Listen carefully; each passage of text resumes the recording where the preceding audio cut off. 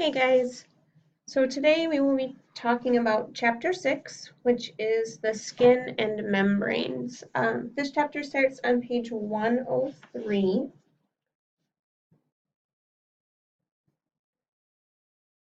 So the first thing that we'll talk about is the body membranes.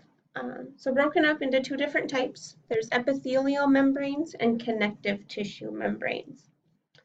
So the epithelial membranes are going to be composed of the epithelial tissue and an underlying layer of connective tissue. Um, Connective tissue membranes are missing that epithelial tissue layer, so they're just made up of the connective tissue. Anytime that we're talking about a membrane, think of it as a thin sheet-like structure that's lining a body cavity. So any hollow portion in the body is going to have a membrane. The epithelial membranes, the primary one that everybody is familiar with is the cutaneous membrane. So this is our skin. It's the primary organ of the integumentary system.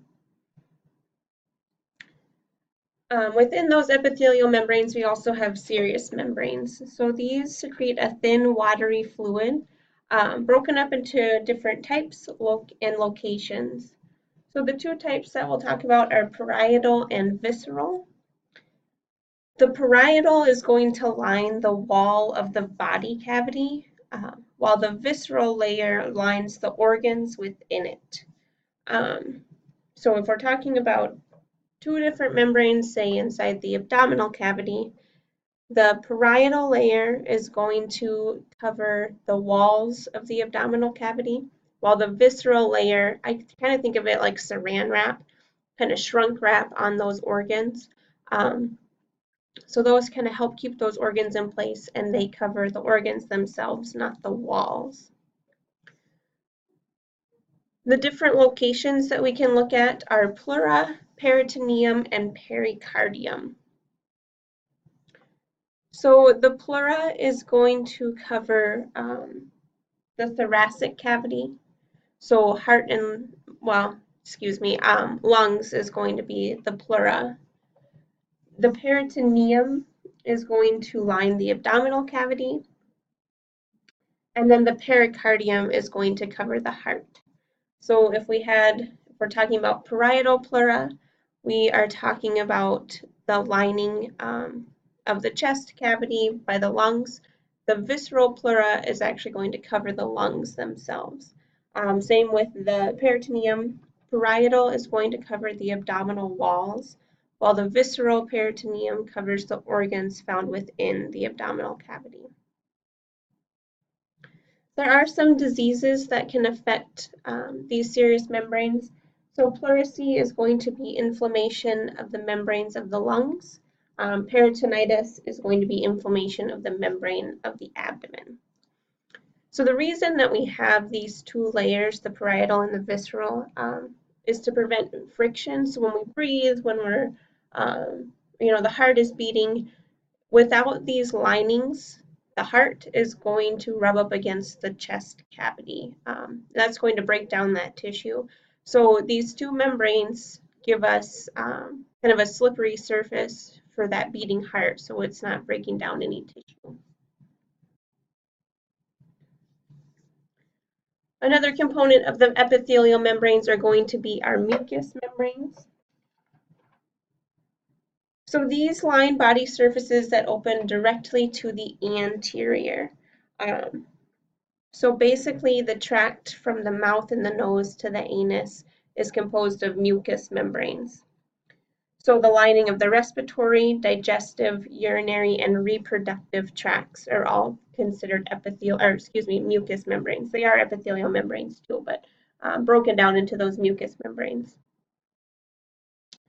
These produce mucus to help keep those membranes soft and moist. This mucus also helps food and fecal matter as it's traveling through those tracts so that it doesn't damage any tissue. Our connective tissue membranes do not contain any epithelial components. These are mostly found around joints. So their purpose is to reduce the friction between the opposing surfaces of those movable joints. They do produce a lubricant called synovial fluid, and this kind of has a thick, oily texture. Again, the purpose of these membranes is really to prevent any friction or rubbing, so that lubricant is preventing the bones from rubbing together during movement. The space where we would find these synovial fluids are called synovial membranes, so spaces between joints and in the lining of the bursal sacs. So the bursal sacs are found, they're this picture down here. So they're found normally between a bony prominence and muscle or tissue that lies around it. And what their purpose is to prevent that bone from rubbing on that muscle or tissue and then causing damage or causing it to fray or break apart, anything like that.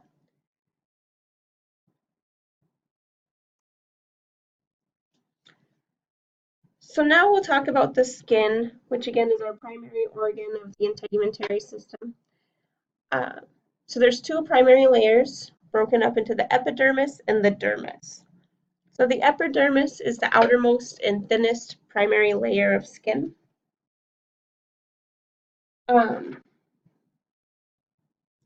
Composed of several layers of stratified squamous epithelium.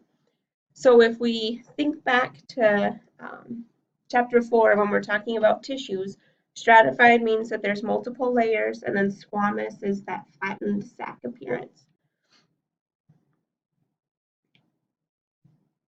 So the two kind of important layers in there are the stratum germinativum, which is the innermost layer of the cell, the deepest layer of the cells. This layer is continually reproducing, causing new cells to move to the surface. So if we think about our skin, how it gets kind of dry and flaky, that's the dead cells that have worked their way up. So they're on the outside and they're kind of sloughing off, and then that stratum germinativum is reproducing those cells to create new ones. And then the stratum corneum is going to be our outermost layer of cells, or the most superficial layer of cells. And these are filled with keratin.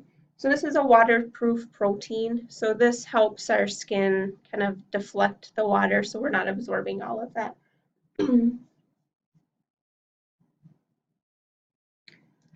And then the deepest layer of the epidermis is responsible for our skin pigmentation.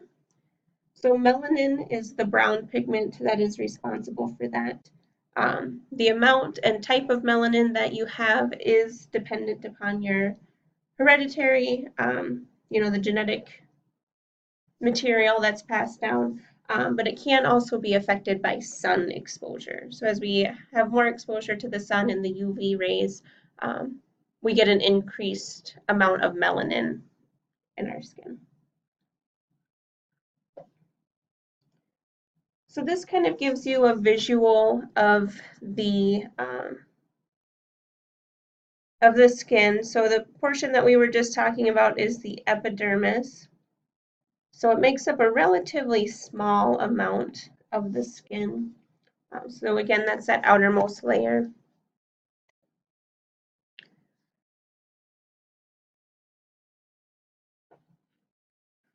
Between the dermis and the epidermis, we have the dermal-epidermal junction. So this is just a specialized area between the two skin layers. If we get a blister, a lot of times it's the result of the breakdown between those two skin layers. So the dermal-epidermal junction has kind of broken apart, filled with fluid, and that's where blisters come in.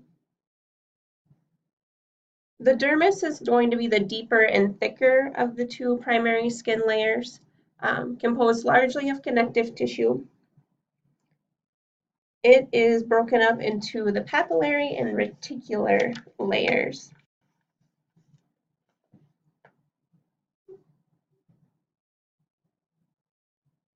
So the papillary layer is characterized by rows of tiny bumps called the dermal papillae. So this is what's responsible for giving us our fingerprints, those raised lines that we all have on our hands and feet. The main purpose of these is to help with our grip. So it's kind of like, if we were walking on the ice with a pair of flats or tuxedo shoes on, instead of hiking boots, we don't have that grip. So we want that grip to help us hold on to things that are smooth. And then the reticular layer is going to contain collagen and elastin. So the elastin is what kind of gives our skin the ability to bounce back. If it's stretched a little bit, it goes back to its regular shape. However, as we age, the amount of that elastin does decrease, which gives us our wrinkles. In this layer, we also have nerves and nerve endings for detecting sensory information, and also hair follicles, some glands, and then blood vessels are found in this layer too. The final layer in the skin is going to be the subcutaneous tissue. So this lies beneath the dermis.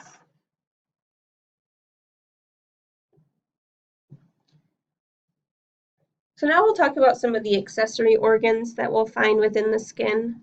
So hair is one of the most obvious accessory organs that we'll have.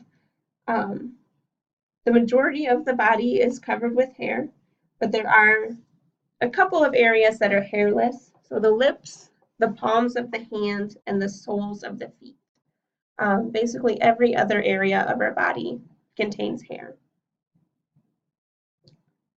So the hair follicle is the small tube in the dermis that hair grows through.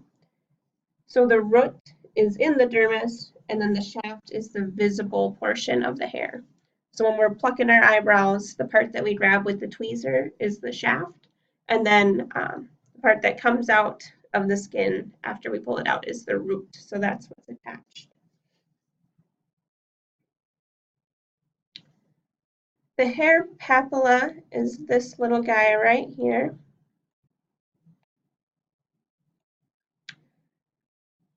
So this is what is the beginning of hair growth. It contains the blood vessels that supply that root. And it's also covered with that stratum germinativum. So if we remember back, that layer is responsible for the cell reproduction. So it's actually that layer within the hair papilla that causes the actual hair to be produced.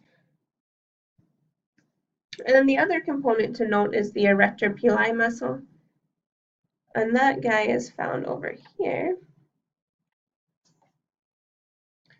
So this is an involuntary muscle that's attached to the hair follicle.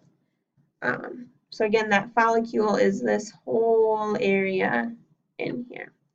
So it's attached to the hair follicle.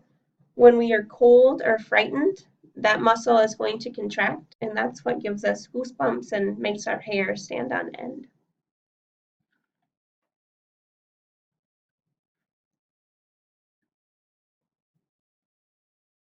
Nails are also considered accessory organs of the skin. They're produced by the epidermal cells that are at the terminal ends of fingers and toes, so at the very ends of our fingers and toes. The nail body is going to be the visible portion that we can see. The root lies in the groove. You can kind of see it down here that it goes below that little layer of skin. You can actually tell the blood oxygen level of someone by looking at the color of skin under the fingernail. Because it's so thin there, you can see how much blood or how much oxygen is in their blood. This is also why when we use like a pulse oximeter or that little clamp that they put on your finger to test your oxygen level and your heartbeat, that's why it goes on the fingernail. So next we'll talk about skin receptors. These are going to be specialized nerve endings that actually make it possible for skin to act as a sense organ. You know, they detect pressure, heat, pain, that sort of thing. So the two that we will talk about is the lamellar corpuscle and then the tactile corpuscle. So the lamellar is found down here, also known as the Pacini corpuscle. This one is capable of detecting pressure, or you know, it's kind of a deeper pressure sensor. And then the tactile corpuscle, or the Meissner corpuscle, is right here, and this is capable of detecting light touch. So you can see how where they sit within the skin is actually kind of indicative of their function. The tactile is more superficial, so it's going to be able to detect that light touch, while the lamellar is deeper, requires a little bit more pressure for that one to detect. If we have a burn injury that destroys or hurts these receptors, we will lose that sense in those areas. So say that we're burned and it damages down to here, well, that's going to cut off that tactile corpuscle in that area. So the person will no longer be capable of detecting that light touch, just in that specific area. The last accessory organ that we'll talk about are skin glands. So there's two different types, sweat or sudoriferous glands, and then our sebaceous glands. So the sweat glands are going to be the eccrine or apocrine glands. The eccrine is the most numerous and widespread. These are responsible for producing our perspiration, our sweat. You know, this is what starts to act up. If we're overheating, we need to sweat to cool down. The apocrine are going to be found in the axilla and around the genitalia, so around the armpits and the groin. These begin functioning around puberty, and they're going to secrete a thicker solution. So if anybody has ever experienced a 14-year-old boy as they're starting to go through puberty, the apocrine sweat glands are the ones to blame for their odor. The odor is actually caused by contamination and decomposition of the secretion by bacteria on the skin. So the actual gland itself doesn't produce an odorous secretion. It's the mixture of that secretion with bacteria on the skin that causes the odor. So these sweat glands, these are responsible mostly for our waste elimination and then our body temperature regulation. So if we're hot, we sweat, and then some metabolic wastes are excreted through sweat. The sebaceous glands are responsible for producing sebum, which is an oily secretion around the hair and the skin. So this is what helps keep that outermost skin layer intact, you know, not cracked and dry. Once that layer gets cracked and dry, then we run the risk of bacteria entering into the skin. So the sebaceous glands produce an oil that help keep the skin moisturized. There is a little upkick in the secretion during puberty. So again, back to that 14-year-old boy, that's why they're a little greasy and kind of stinky. The sebaceous glands and the apocrine sweat glands are to blame for those two things. The function of the skin is protection, temperature regulation, sense organ excretion, and then synthesis of vitamin D. We've talked about most of those things. One that we haven't really touched base on is vitamin D. So UV light is absorbed by the skin and then transported to the liver and kidneys where it's converted into vitamin D, which that our body will use. With that exposure to the sun, we do run the risk of skin cancer. So the most common types that you'll see are squamous cell carcinoma, basal cell carcinoma, and then malignant melanoma. So the squamous is a slow-growing malignant type of cancer. It can metastasize, so move to different areas of the body. Typically, it will start as a hard raised nodule that is painless. The basal cell carcinoma is the most common, but it's much less likely to metastasize. So it's a small raised lesion that erodes in the center.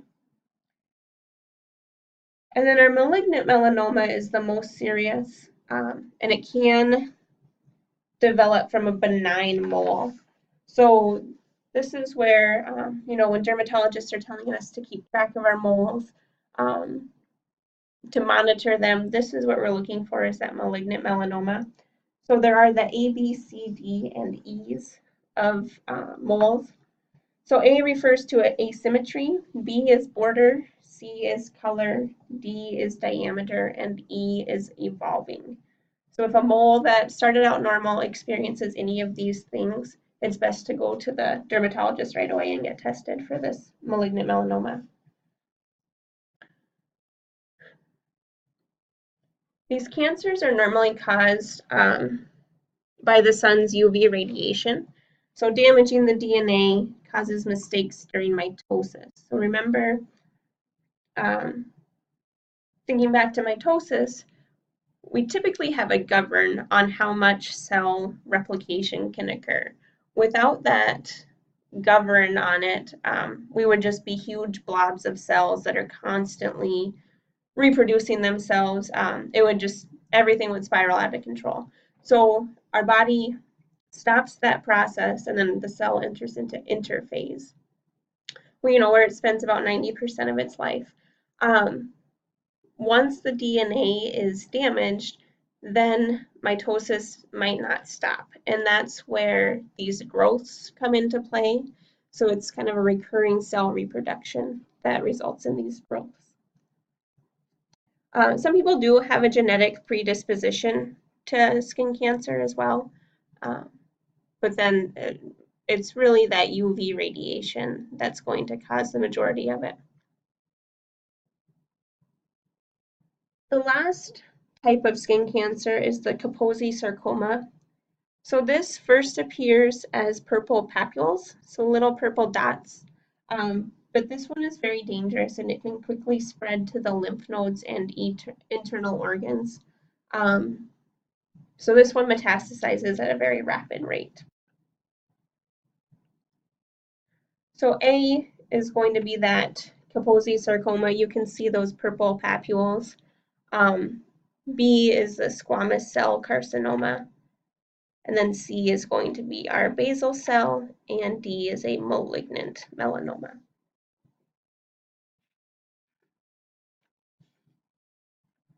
Here's those A, B, C, D, E warning signs of the malignant melanoma.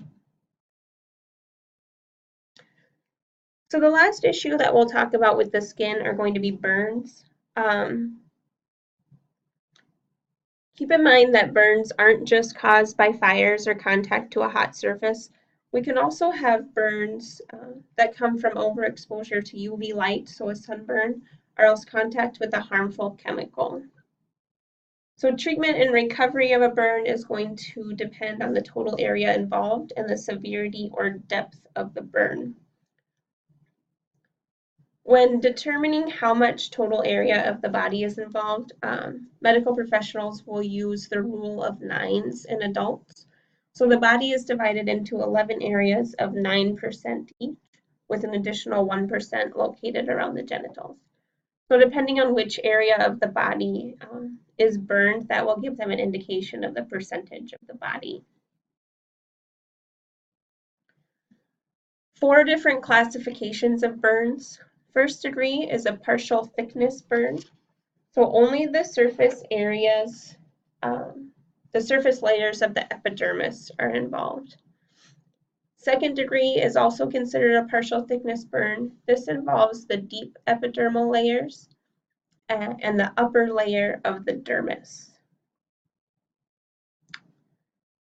Third degree burn is a full thickness, so this is complete destruction of the epidermis and dermis. It may also involve the underlying muscle and bone. And then fourth degree always extends below the subcutaneous tissue and reaches the muscle or bone. First degree, the best example of that is a normal sunburn. Just that very first layer of the epidermis is involved. Second degree burns, these I think of more like burning yourself in the oven. So complete destruction of the dermis does not occur, but it's thick enough that scarring is common. Fourth degree burns are always going to, not always, but majority of the time going to require some sort of skin grafting, or else if it's very severe, amputation of the limb that's affected. So this just kind of shows the different, a visual example of the different types of burns. So first degree is on the top, that's your sunburn. Second degree is B, and then third is C. That is our overview of the skin and the membranes. If you guys have any questions about anything, just let me know.